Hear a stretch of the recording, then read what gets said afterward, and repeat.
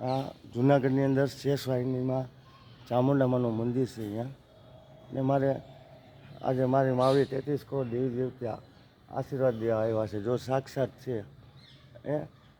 અને માં કહેતો કે આશીર્વાદ આપતો માં આશીર્વાદ આપને મારી આશીર્વાદ આપને અમારી માં તું ખુશ છો ને માં?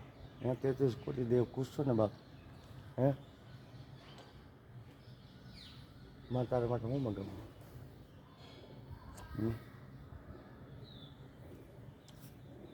મારે કાંક મગાવું.